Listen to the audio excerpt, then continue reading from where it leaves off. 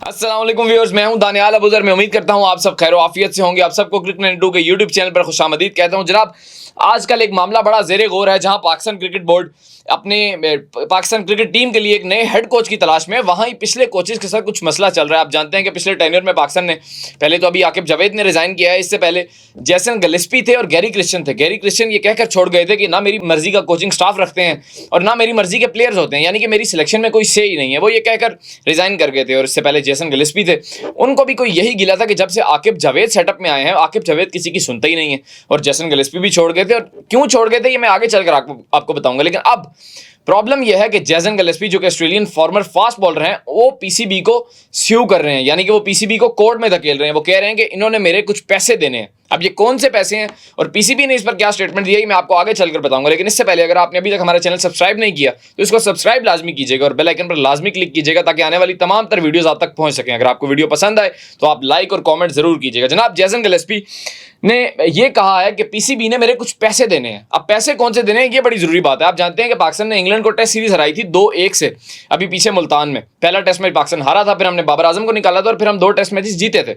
तो पाकिस्तान वो test series जीता था, जिस पर पीसीबी ने कोचेस के लिए कुछ बोनसेस अनाउंस किए थे। एक वो हो गया। दूसरा, पाकिस्तान ने ऑस्ट्रेलिया में वनडे सीरीज हराई थी रिजवान की कप्तानी में, वहां भी जैसन गिलेस्पी कोच थे, तो उसका भी बोनस पीसीबी ने अनाउंस किया था। अब वो दोनों बोनसेस पीसीबी ने जैसन गिलेस्पी को नहीं दिए, और इन बोनसेस की वजह से जैसन गिलेस्पी ने पीसीबी को स्यू किया और वो कोर्ट में धकेल रहे हैं पाकिस्तान क्रिकेट बोर्ड को। अब मैं इस पर मेरी एक एनालिसिस है, एक व्यू है कि जैसन गिलेस्पी जैसे बड़े नाम को बोनसेस के पीछे क्या कोर्ट में लेकर जाना चाहिए पाकिस्तान क्रिकेट बोर्ड को।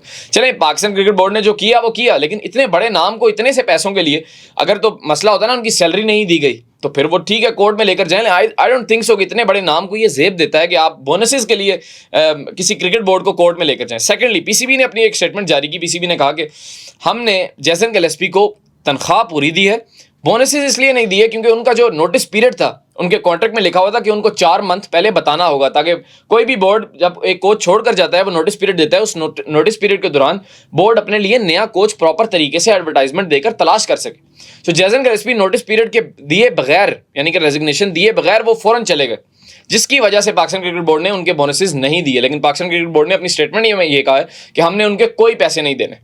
सो ये अब जंग चल रही है पीसीबी और जैसन गिलेस्पी के बीच। एक तो मेरा व्यू पॉइंट ये है कि जैसन गिलेस्पी जैसे बड़े नाम को या किसी भी कोच को अगर सैलरी का प्रॉब्लम हो, आप जरूर कोर्ट में लेके जाएं, लेकिन ये बोनसेस के लिए आपको किसी भी क्रिकेट बोर्ड को कोर्ट में धकेलने की क्या जरूरत है। आप अपना नाम मजीद खराब करें। और पिछले दिनों गिलेस्पी ने एक स्टेटमेंट भी दी थी कि अब जो पाकिस्तान एक्सपीरियंस हुआ है, इसके बाद तो मेरा कोचिंग से दिल ही उठ गया। बिल्कुल उठना भी चाहिए।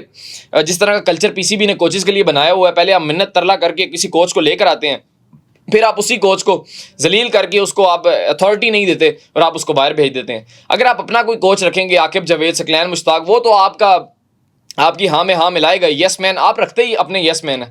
यूनुस खान को क्यों नहीं रखा आपने? वो क्यों अब अफगानिस्तान के कोच हैं? क्योंकि वो यस मैन नहीं है। ठीक है, मिसबा हो गया, वकार यूनुस हो गए, सकलैन मुश्ताक हो गए, आकिब जावेद हो गई, आपके यस मैन है। ठीक है, आप इनको जो कहेंगे ये चलेंगे। अब रिजवान है, रिजवान का भी यही गिला है कि मेरा सिलेक्शन में कोई किरदार ही नहीं है।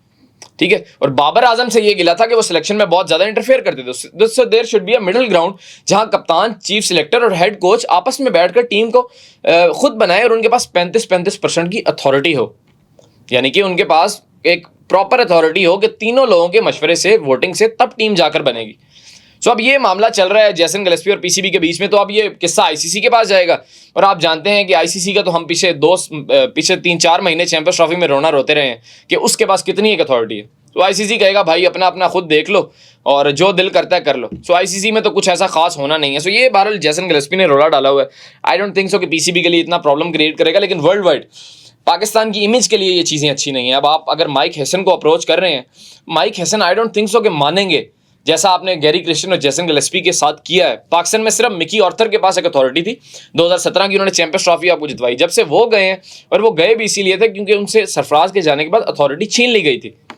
तो ये पाकिस्तान का प्रॉब्लम है। बहरहाल दोस्तों, ये एक न्यूज़ चल रही थी, मैंने कहा आपके साथ शेयर करता चलूँ। आपकी इसके बारे में क्या राय है, ये अपने कॉमेंट सेक्शन में जरूर लिखना है। बहुत शुक्रिया।